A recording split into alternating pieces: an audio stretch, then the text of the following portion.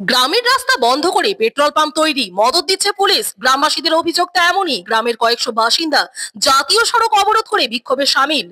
নিমতৌড়িতে অবস্থিত জেলা শাসকের দপ্তর থেকে মাত্র 4 কিলোমিটার দূরত্বে ইরখা গ্রামে কয়েক মাস ধরে এমন অচলাবস্থা চলছে। গ্রামবাসীদের অভিযোগ, ইরখা গ্রামে জাতীয় সড়কের ধারেই একটি পেট্রোল পাম্প তৈরি হচ্ছে। পাম্প কর্তৃপক্ষ গ্রামের একমাত্র রাস্তা অবরোধ করে পেট্রোল পাম্প তৈরি করছে। এমনকি জল নিকাশির খাল মাটি ফেলে বন্ধ করে দেওয়া হয়েছে। এদিকে খাল বন্ধ করে দেওয়ার ফলে কয়েক বিঘা জমিতে জল নিকাশি হচ্ছে না, পাকা ধান জলে পড়ে রয়েছে।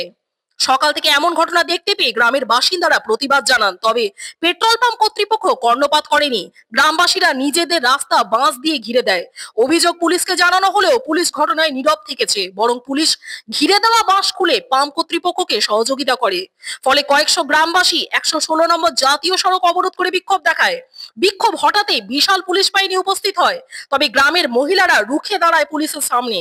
এমন ঘটনায় এক গ্রামবাসী বলেন, গ্রামের থেকে জাতীয় সড়ক সংযোগের একমাত্র পথ অবরুদ্ধ করে পেট্রোল পাম্প তৈরি চলছে। পুলিশ অভিযোগ জানানো হলেও কোনো ব্যবস্থা গ্রহণ হয়নি, বরং পুলিশ পেট্রোল পাম্প কর্তৃপক্ষকে সহযোগিতা করছে।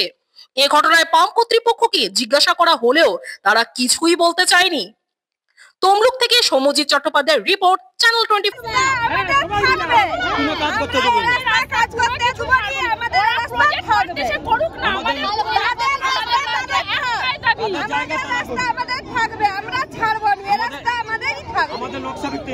মালিক কে কথা আছে মালিকের সাথে? না না, মালিক আমাদের গ্রামে কোনো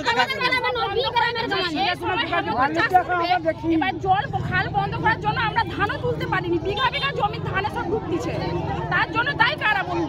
পুলিশ থেকেই আবার বেঁধেছে, পুলিশ থেকেই জলটা বাঁচছে। তাহলে দুর্গ ভাবুন, পুলিশ এসেই গাড়ি দিয়ে ডোজার নিয়ে জল বাঁধছে। পুলিশ কিভাবে কত খেয়েছে না কি করেছে পুলিশ জানে।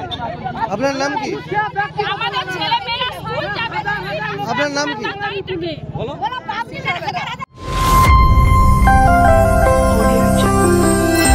আপনারা দেখছেন চ্যানেল 24/7।